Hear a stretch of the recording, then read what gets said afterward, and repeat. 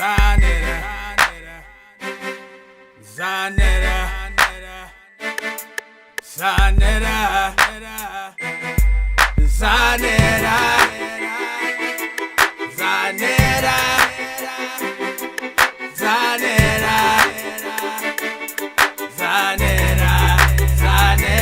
better tune in to Zanera and House of Consciousness, bringing street lectures, Shemitic and kinetic scholars and professors. Now Valley Consciousness and manifesta. You better tune in to Zanera and House of Consciousness, bringing street lectures, Shemitic and kinetic scholars and professors. Now Valley Consciousness and manifesta. Teacher from the Moors, the nation of Islam, got the gods in the earth, 5% nation. Kabbalah and astrology, we got the zodiac. Occult scientific with a dose of black with jack. We got the Hebrew script, metal nature, codify the script, activate our nature. Can't forget Hanuabi and the Rastafarian. Haile Selassie, the throne of Ethiopia, the womb of creation, the land of the nature. Get up on your game and tune in the side net. It's the womb of creation, the land of the nature.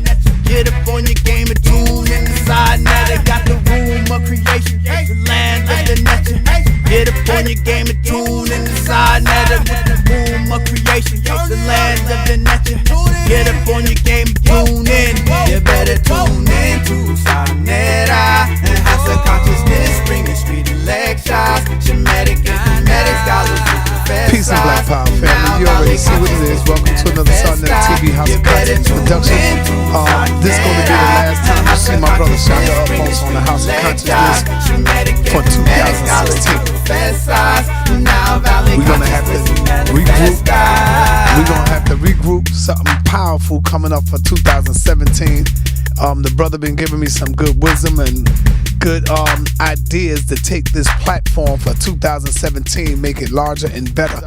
But without any further ado, I want to bring to you Shakka Ahmose. We basically didn't have anything planned. I came up here unannounced. I said I want to surprise my brother, catch him off guard, you know, and I think I did. So he definitely did. Caught my brother off guard, and we just freestyling right now. Peace and Black Power, Shakka. Sure.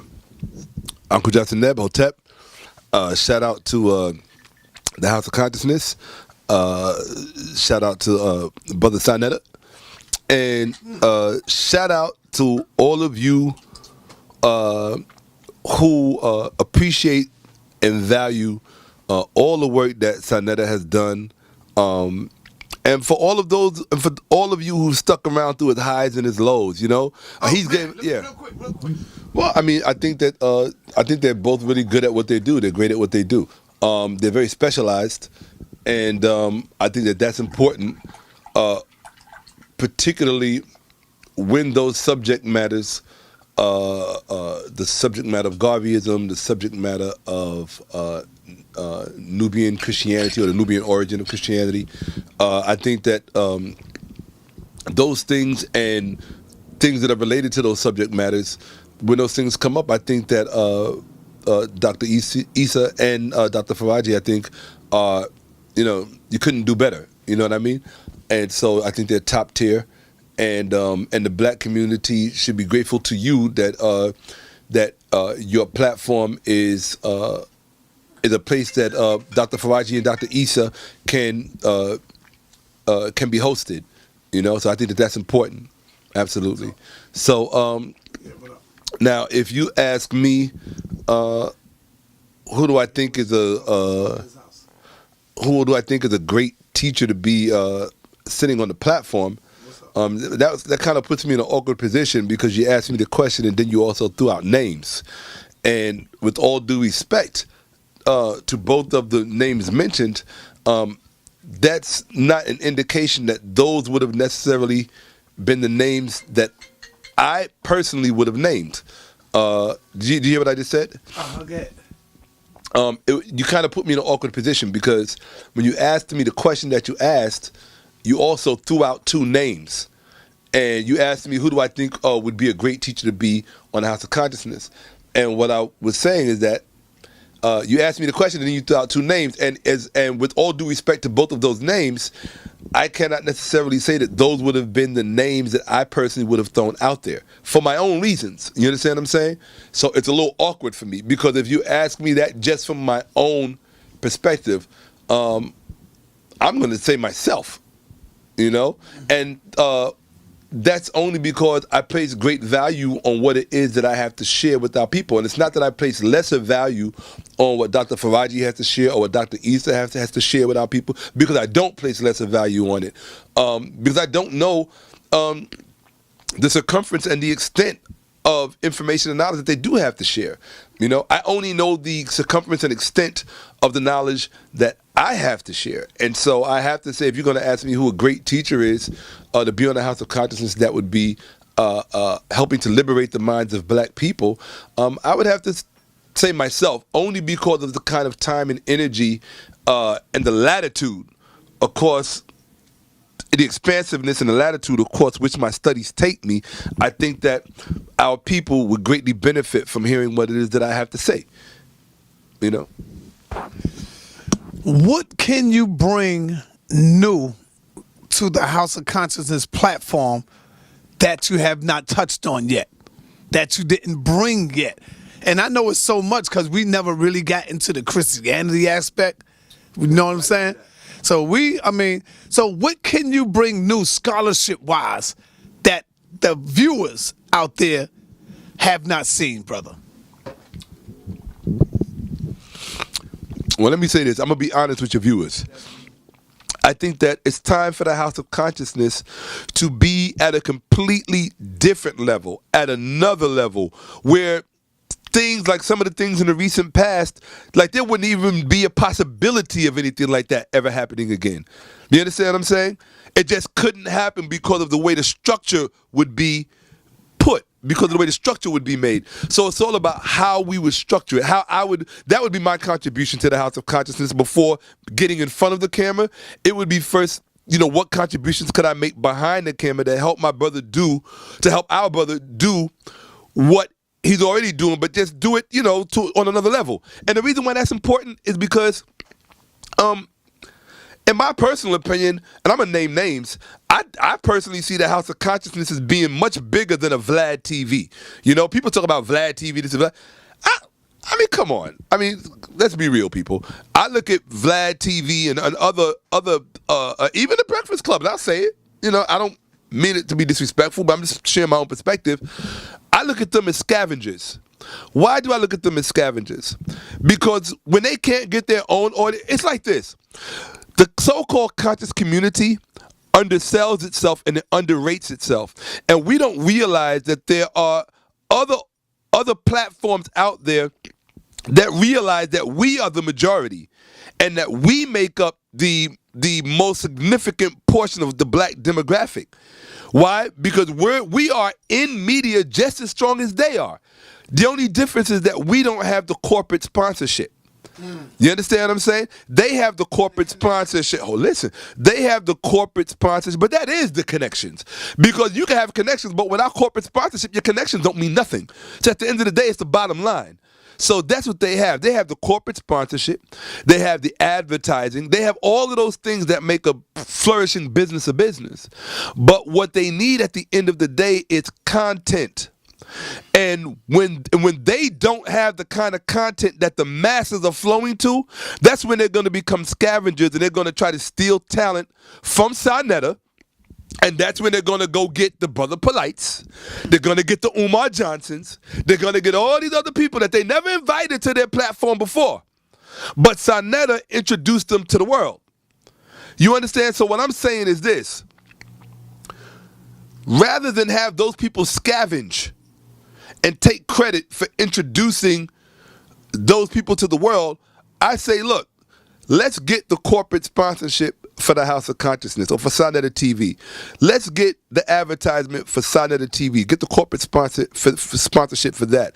And I mean, let's do this without holding a grudge. And this is why I say, and I'm going to just touch on this carefully.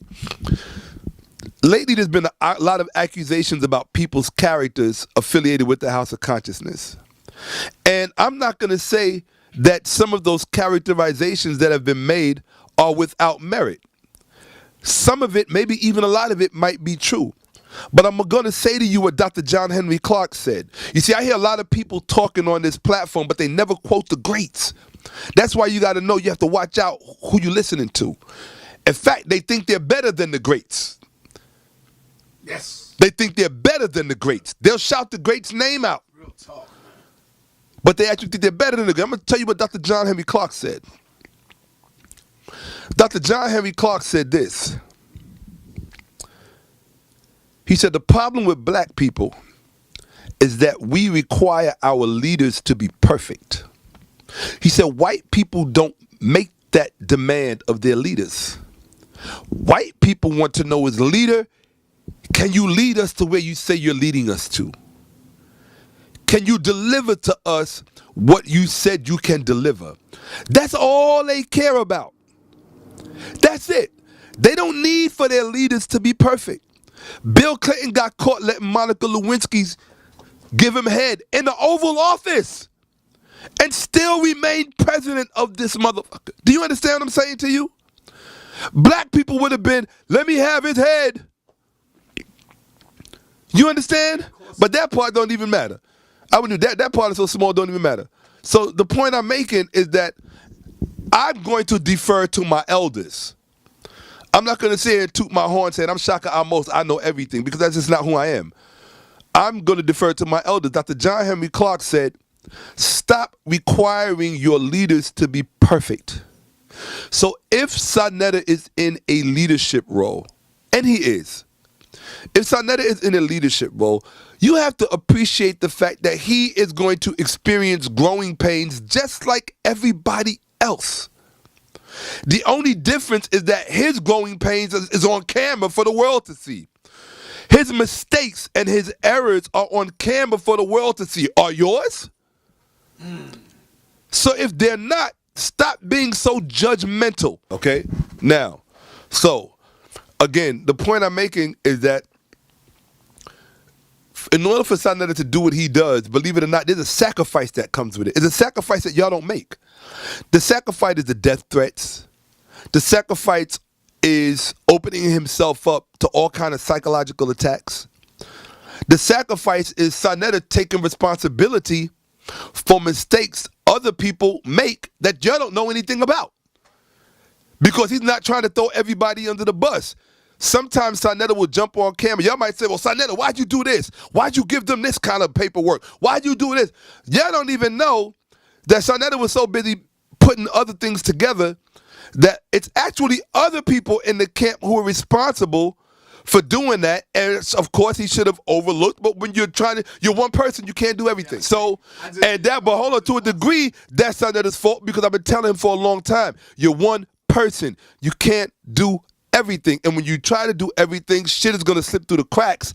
And then because you are the face of what you do, everybody's going to point the finger at you, and you're going to sit there because I know how your pride is. You're going to take and act like it was you the whole time.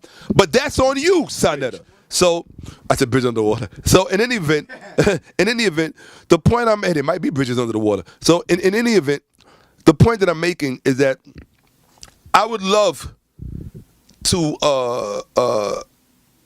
I always said, I have my special gift, which is my mind, and Sonetta has his special gift, which is also his mind, but it's also his ability to promote and to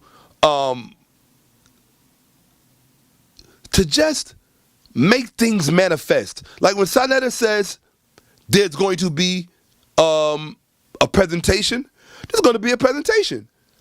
When Sonetta says there's going to be, there's going to be some function for you guys to come to, for you guys to fly to. And I tell you what, this is what I'm willing to do. But I'm only going to do this depending on the response of the people.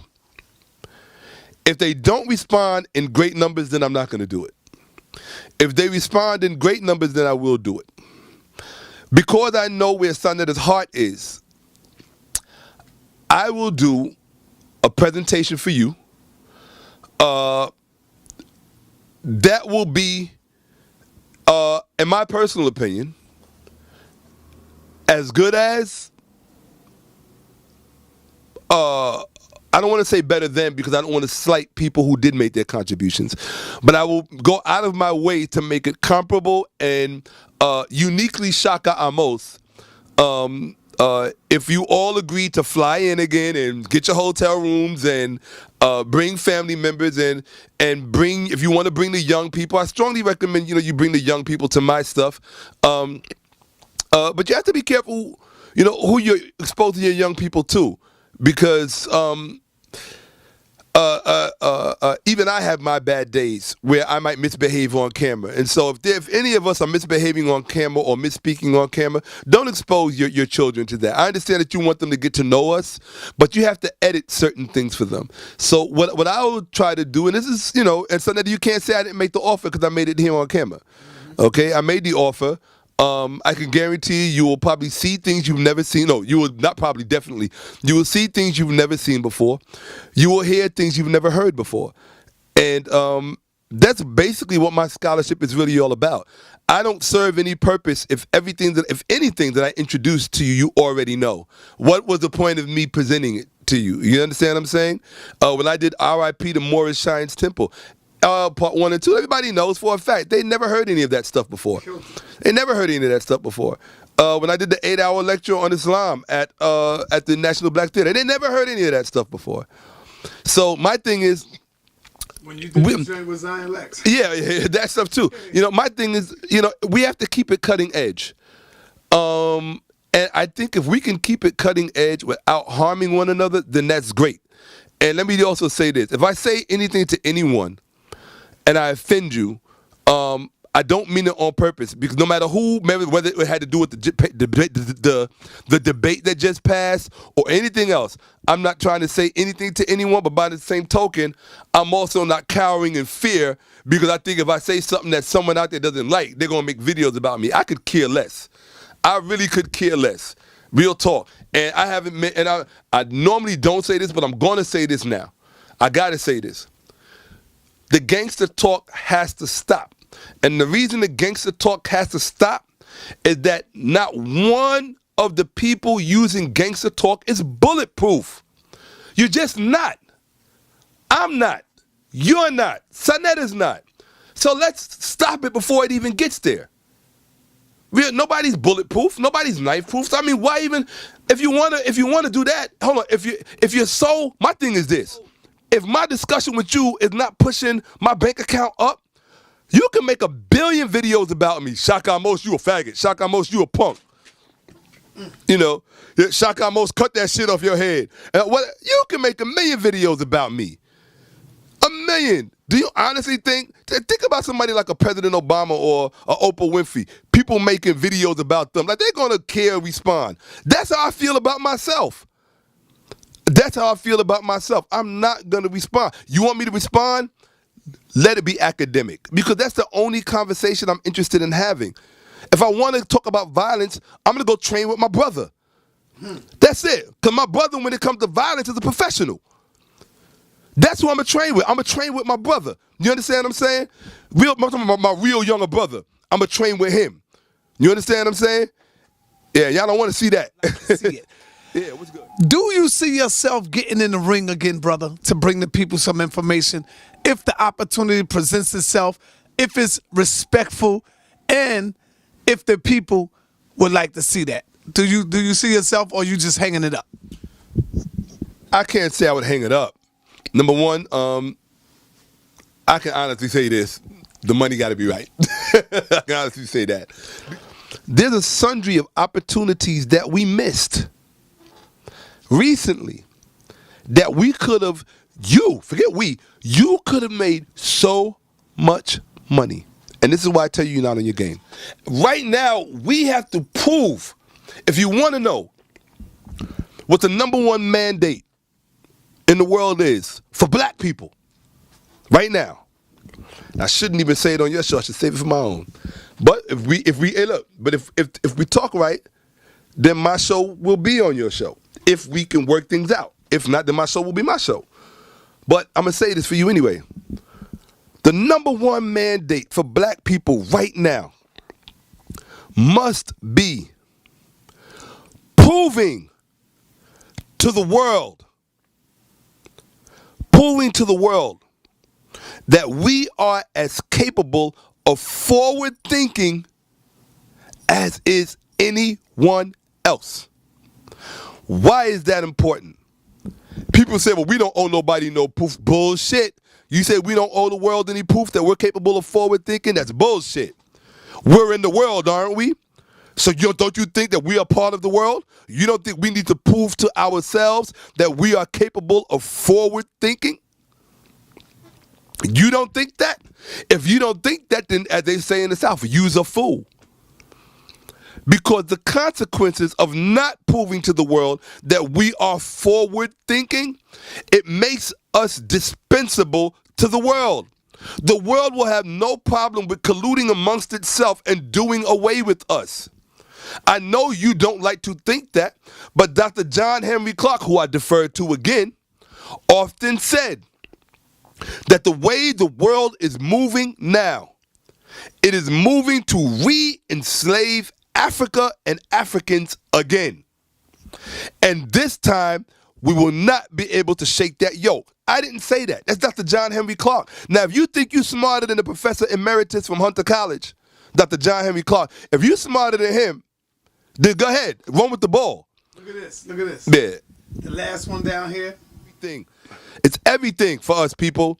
You understand that?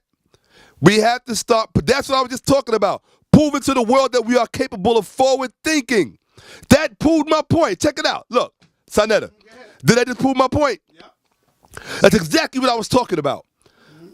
The number one mandate for black people in the world, in the black community, particularly in America, is to prove to the world that as a community, not just as individuals, but as a community, we are capable of forward thinking.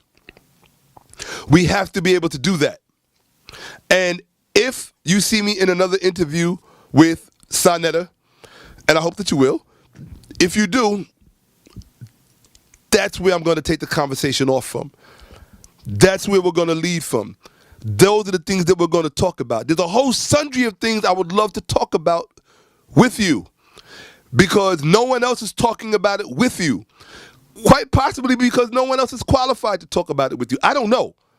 The only thing that I do know is that when I study with the exact purpose, mandate, and idea of imparting to my people, to our people, those things that are most essential for us to know. Okay? Those are the things that I study. And I'll prove it to you. I just bought it. You just bought that. Thomas Sowell, Basic Economics. You got all these people talking about economics. Black people got to get their economics together. But they don't know shit about economics. So did you start that book yet or no? Not this one. I started the smaller one by the same author, which is Economic Facts and Fallacies. Economic Facts and Fallacies by Thomas Sowell. Okay? He's a black economist. All right? Basic Economics, Thomas Sowell. Okay? I've been reading a lot of his online stuff, so I just haven't taken time to chop into the book. But I have started the one that I initially got, which is Economic Facts and Fallacies. So my thing is, black people always talking about economics. Let me ask one of you. Let me ask you, the person that's watching me. If I really started asking you questions about economics, could you really answer?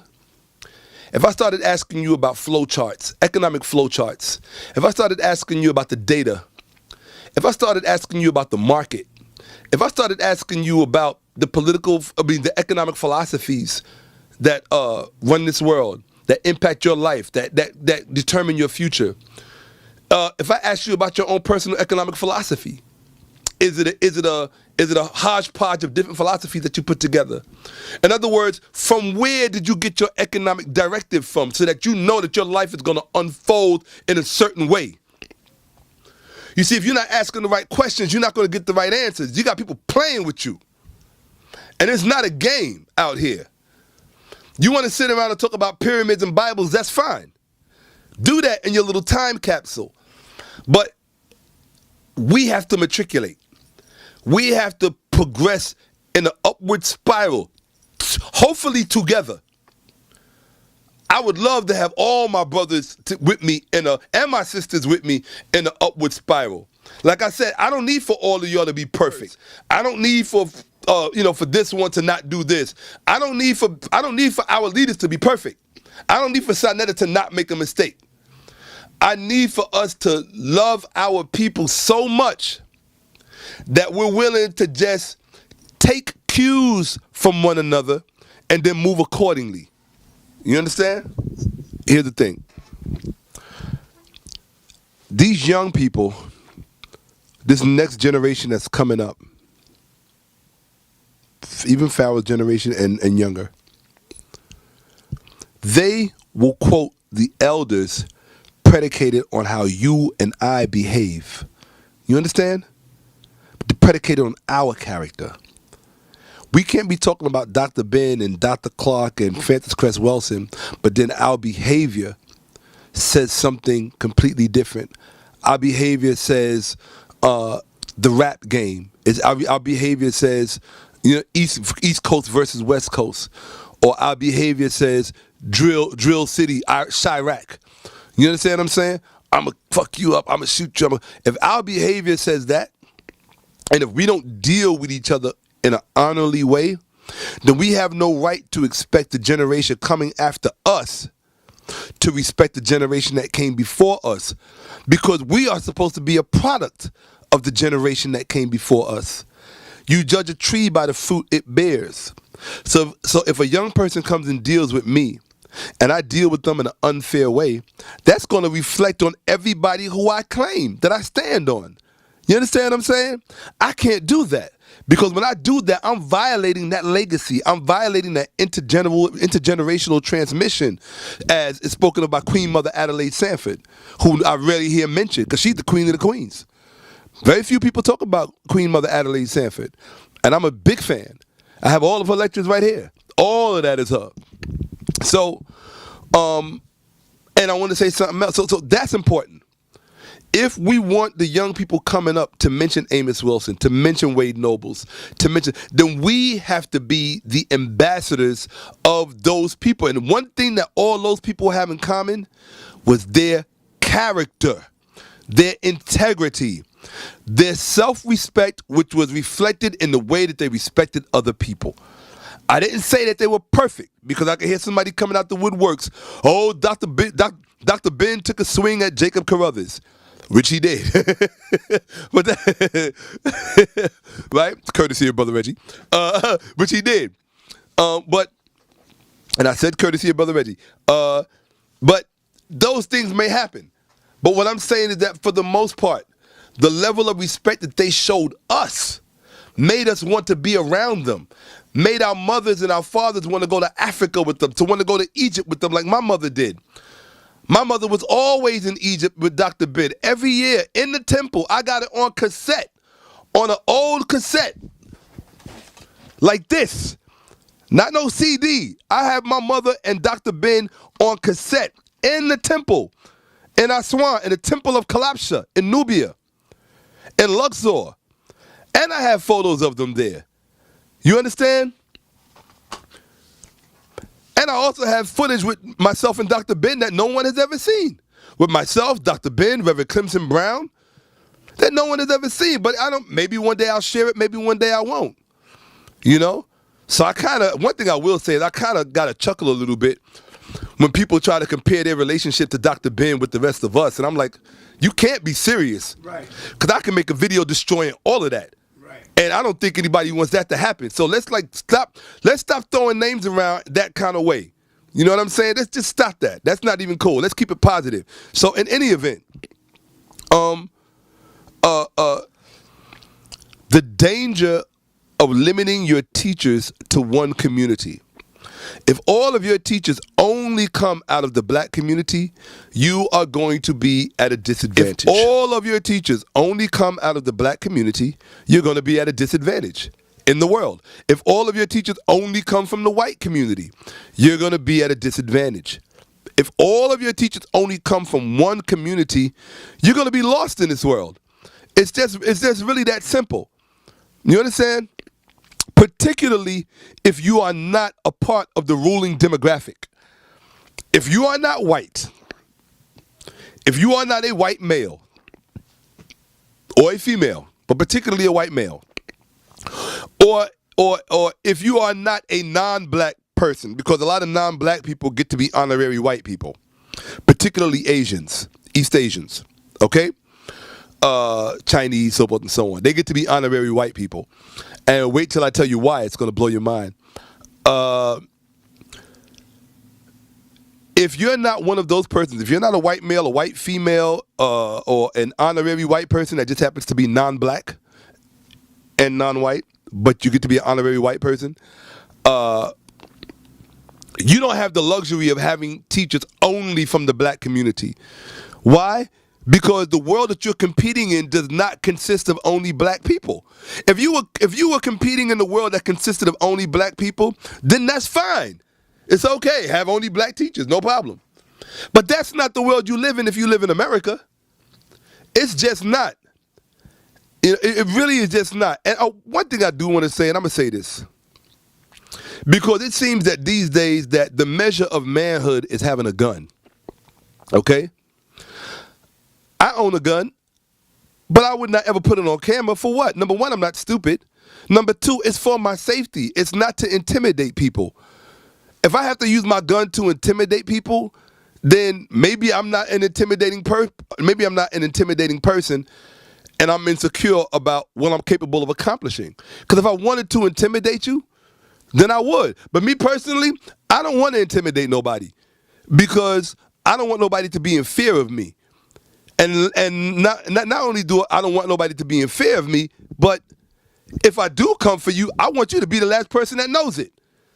You're gonna be the last person that knows it. You ain't gonna know I'm mad. None of that. So why am I? Come on. All this. But I want to show you something. And the reason why I brought up guns is because, see this will blow away any gun that you will ever have. You understand that? There's not a gun made that is as powerful as the knowledge in this book. Do you understand that? That's why most people toting guns in front of the camera can't talk about this. Do you understand that? Now, I don't know. Now, I'm not making any reference to any individuals. I don't know if anybody's been toting guns lately, you kind of hear things, but I'm just saying in general. We're so saturated with this gang culture, with this false bravado.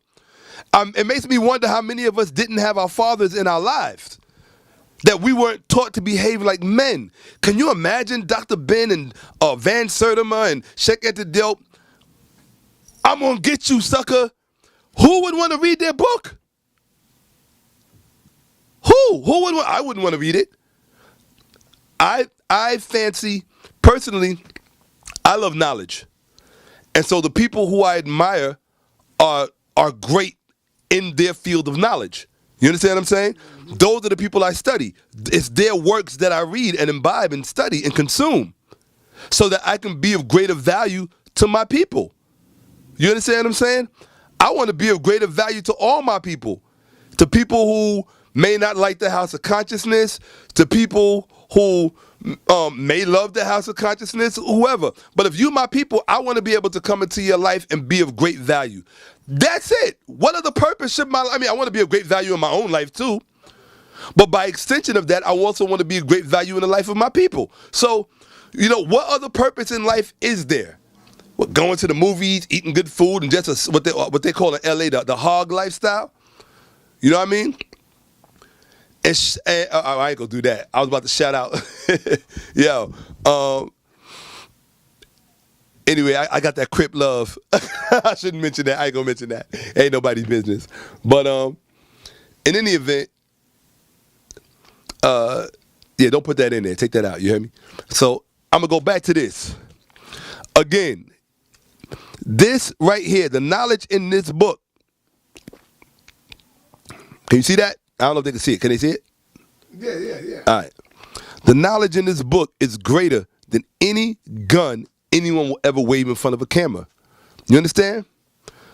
The knowledge in this book, whether you agree with it or not, is still greater than any gun anybody will ever wave to you in front of you.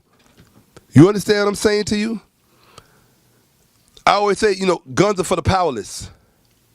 Knowledge is for those who love power. That's why they say knowledge is power. You understand? And knowledge is power. It really is. Knowledge is power.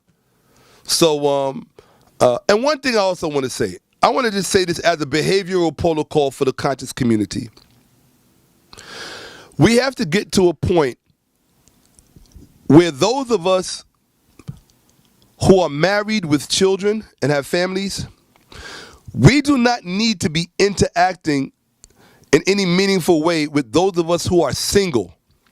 And the reason that I say that is because a person who is single does not have as much to lose as a person who has a family, a wife and children, or a husband and children. It's two different universes, it's two different worlds. So just to keep both safe, there needs to be a protocol in our community that we don't interact that way. Not in any meaningful way. I'm not saying that single people and married people both can't co-mingle when they come to the functions and things of that nature. But as far as doing business together and things of that nature, oh no. No. That's just, it's just not good business. A young person who's single and has nothing to lose, they might do whatever because they're emotionally in a state of mind to do it. Even an older person who might be emotionally immature, who's not married, doesn't have children, has much less to lose. You have to be very careful with who you do business with. It's just that simple. You understand? So I hope that the community heals. I hope that black people are actually listening to what I have to say, because there's a whole lot that I haven't said. People always accuse me of keeping information back from people. And it's true, I do. But that's because there's a proper time and a proper place for everything. But I can tell you this much, what I have prepared to share for you now at this point in my life, it's on such another level that anything that I was sharing about Egypt and Christianity, it won't even be, I can still always navigate that realm proficiently and competently, and I'm sure I will again, because I still owe you one on Christianity anyway. Let me ask you. Yeah. How come? Damn, man. How come you knocked over the light? I don't know.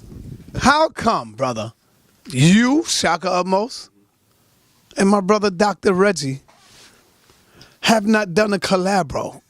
No, I'm saying because when y'all two come together, people don't see the background. People don't see the background shit with you and my brother Reggie. I know y'all love each other, but why you and Reggie have not did a collabo together live in front of the people? I think that shit would be powerful, Shakka. With your knowledge and information on the Kemetic studies and the science, and then with brother Reggie's studies, with his knowledge, and y'all combine the two instead of y'all arguing, I think that should be powerful, brother. Real talk. You and Reggie could lay down some powerful information. Senator, do you appreciate the sun in the sky? Yes, I do. Okay, I'll wait for you to put the light back over here. Okay. Do you appreciate the sun in the sky? Yes. Okay. Do you appreciate the moon in the sky? Yes. Okay. How about the stars? I appreciate all of that. Okay. The one thing you will notice about each one of those things I just named, they are all in their place. Right. You understand? The moon is not right next to the sun on top of the sun presenting together. The stars are not next to the moon right there presenting together. They are all each spaced out in their place so that they can shine appropriately and do their job. And that's the way it needs to be with scholars. You never saw Dr. John Henry Clark and Dr. Ben presenting together. Why would you do that? Because when you do that, you're limiting one in contrast with the other. You understand? One has a whole school of thought. Let me finish. One has a whole school of thought to deliver. You never saw it with Van Sertima and Shakka Ahmose. Even though they did some correspondence work together, they wouldn't be up on stage at the same time. Now they could be that they have been on stage at the same time in not a council kind of thing where they sat down side by side and they fielded questions from the audience. Now, I mean, that's fine, but it's not a normal thing.